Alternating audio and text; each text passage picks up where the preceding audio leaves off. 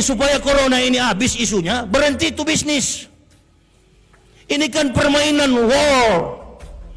Orang-orang yang berkepentingan bisnis, kita berdoalah supaya Pak Jokowi, berapa banyak dana dikucurkan, belum lagi ditambah dengan 90,4 miliar yang diberikan kepada buser-buser jahanam. Ini yang lain pura-pura di kantor-kantor, di hotel-hotel pakai masker, padahal sudah setengah mati bernapas. Bagaimana orang tidak mati, satu badan terbungkus? Bukan melawan, oh jadi Ustadz melawan? Tidak melawan, tapi kita menjelaskan kepada umat cerdas, memahami segala bentuk realitas. Umat Islam ini jangan terlalu bodoh. Di setiap kepemimpinan, taktik, gaya, kemampuan seorang pemimpin tidak sama. Persoalan Presiden pertama Soekarno lain, persoalan Presiden Soeharto lain, persoalan Habibie lain, persoalan Gus Dur lain, persoalan Megawati lain, persoalan SBY lain. Ini persoalan Jokowi, hampir tiap hari ada persoalan.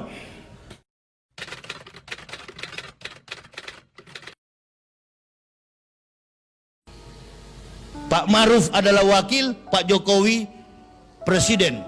Ibu dan bapak, bapak dan ibu. Kadangkala bapak dan ibu ini nggak sejalan, maka rumah tangga berantakan. Tadi saya dikasih tahu, Ustadz cukup pelik juga meminta izin untuk tablik akbar. Orang demo nggak minta izin, orang demo rapat nggak pakai masker. Sudahlah, orang yang pakai masker begini kan cuma 3 persoalannya. Yang pertama, percaya kepada corona, takut kepada corona, cinta kepada corona. Itu yang pakai masker. Yang tidak pakai masker, 1, tidak disiplin. Yang kedua, beriman bahwa corona, COVID itu ada. Itu yang tidak pakai masker. Dan yang ketiga, orang yang tidak pakai masker mengikuti apa yang disampaikan oleh Bapak kita Joko Widodo. Dia sampaikan begini, kita berdamai dengan corona. Makna filosofis yang terkandung dari kata berdamai begini, ibu bapak. Saya dulu adalah kafir, saya beragama Kristen, antum Muslim. Dulu kita nggak ketemu. Saya di seberang lautan di Pulau Papua, bertugas sebagai rektor di sana. Ibu bapak, saudara-saudaraku tinggal di Kabupaten Riau, jauh jaraknya, nggak pernah tegur sapa, nggak pernah ketemu bersalam-salaman. Tapi begitu mendapat hidayah, kita jumpa, kita bersahabat. Sekarang kita dekat. Nah begitu, jangan takut-takut, rapat saja, dekat dengan dia. Artinya jangan takut. Ini di jalan-jalan orang nggak pakai masker, yang pakai masker takut-takut, kayak betul-betul sehat, padahal bengek. Jadi sudah ada pembelahan di masyarakat dengan masker begini. Jadi yang pakai masker ini, Allahu Akbar, dianggap dia paling sehat. Yang tidak pakai masker dianggap penyakitan. Awas, saya nggak pakai masker ya. Begitu pemerintah umumkan lockdown, pemerintah umumkan karantina wilayah, karantina diri, karantina rumah tangga, Allahu Akbar, 3 bulan saya nggak keluar rumah karena menuruti pemerintah. Nah begini, supaya corona ini habis isunya, berhenti itu bisnis. Ini kan permainan war. Health Organization, WHO, organisasi kesehatan dunia, bertarung, bersekutu dengan para mafia-mafia. Makanya ujung-ujungnya rapid test bayar. Sekali rapid test, masker setengah 100.000, nggak pakai masker 250 denda. Penyakit itu ada, flu ada, tapi gejala ada. Orang kalau kena malaria ada gejala, demam, demam, panas dingin, itu dirubah lagi strategi OTG, orang tanpa gejala. Innalillahi. Nggak usah lari bu, nggak usah lari pak, jangankan penyakit.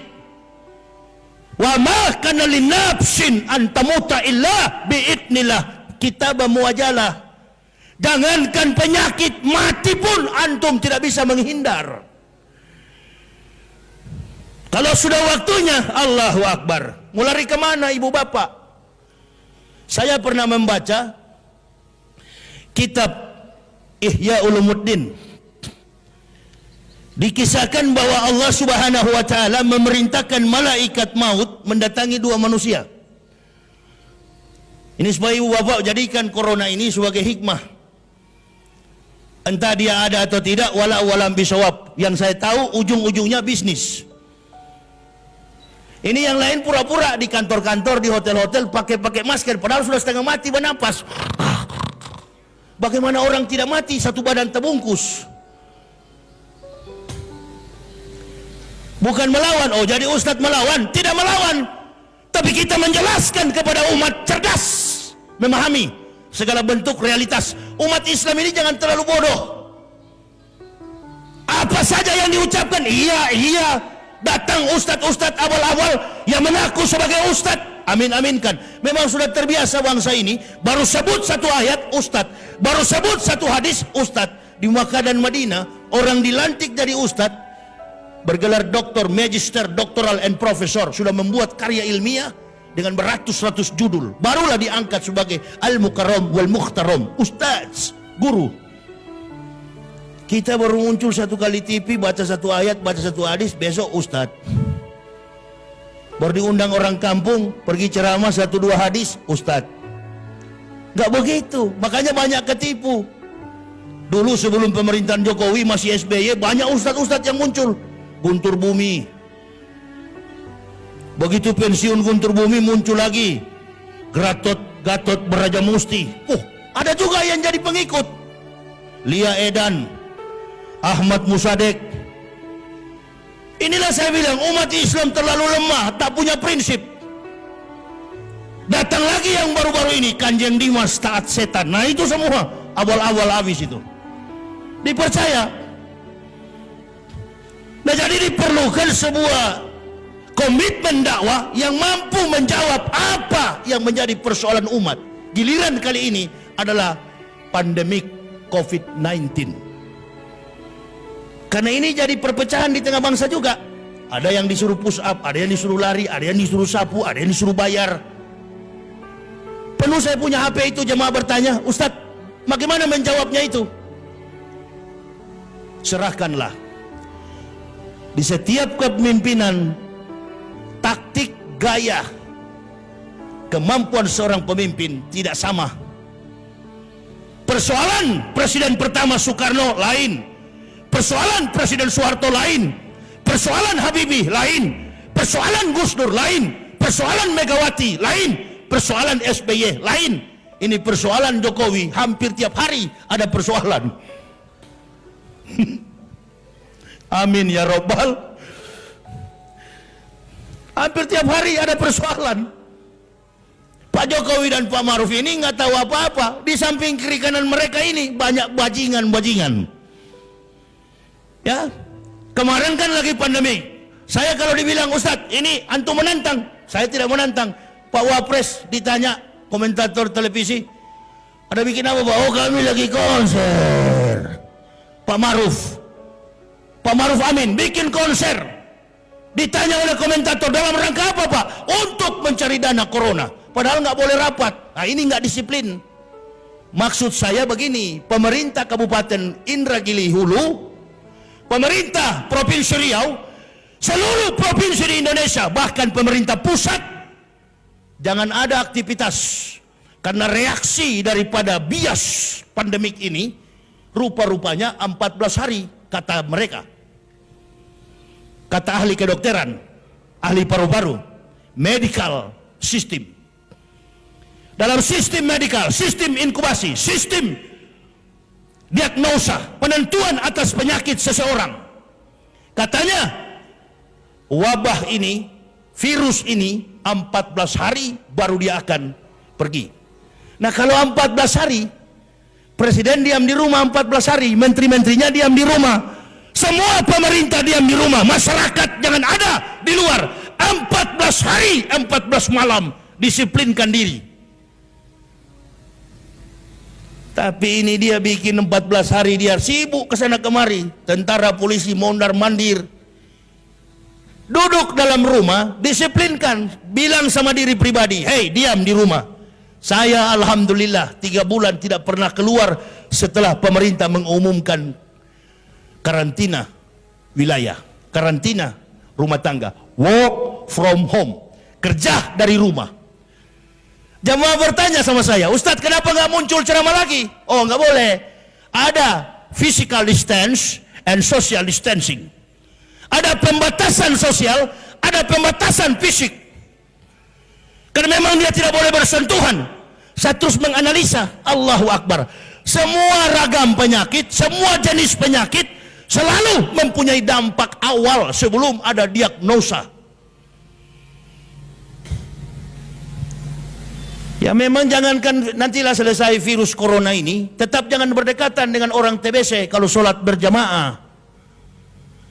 Sekali dia droplet, karena dokter mengatakan droplet itulah yang menyemburkan virus, sehingga yang berlawanan bicara dengan kita akan menghirup, akan teracuni. Nah, kita masyarakat meminta kepada pemerintah, tolong berikan testimoni, berikan kesaksian, siapa orang yang pernah mengidap virus COVID-19, siapa yang pernah sembuh dari corona. Kami masyarakat ingin dengar di depan publik bagaimana dia rasakan. Sampai hari ini nggak ada kawan. Ada atau tidak sampai hari ini? Ada atau tidak? Nggak ada kawan. Orang-orang yang berkepentingan bisnis, kita berdoalah supaya Pak Jokowi berapa banyak dana dikucurkan, belum lagi ditambah dengan 90,4 miliar yang diberikan kepada buser-buser jahanam. Sehingga ada profesor berdebat dengan Rocky Gerung, Allahu Akbar. Ibu bapak, saudara-saudaraku, profesor itu bukan gelar. Profesor itu adalah profesi. Gelar terakhir manusia itu adalah doktoral, program doktoral. Profesor bukan gelar. Maka kalau ada orang mengatakan saya profesor, saya doktor, dia bukan profesor, dia bukanlah doktor. Secara akademik, secara sistem dalam sebuah kurikulum barangkali dia boleh juga, tapi belum tentu lobus parietal, lapisan otak besarnya, gri meternya, zat hijau abu-abu yang ada di otaknya besar seperti pengakuan dirinya. Profesor adalah profesi profesional dalam mengemban sebuah temuan di atas temuan, itu profesor. Kompleks masalah ini, kompleks. Saya coba menjawab makna daripada kemunafikan itu. Seseorang dengan gelar apapun, mau profesor, doktor, karburator, rusak, apapun, kalau sudah berdiri pada pengakuan yang salah, maka dia tidak mampu membuktikan keilmuannya, walaupun berdalih sampai dengan menggunakan bahasa apapun. Ini kemunafikan yang terjadi. Untuk membela yang salah, jangan pakai gelar. Tadi panitia menyebut saya ini dokter, itu dokter dari kafir, nggak laku itu, nggak perlu dalam Islam. Dokter yang saya punya itu bukan dokter di Islam, bukan dari Mekah, bukan dari Madinah, buang ke sana, itu kafir punya itu.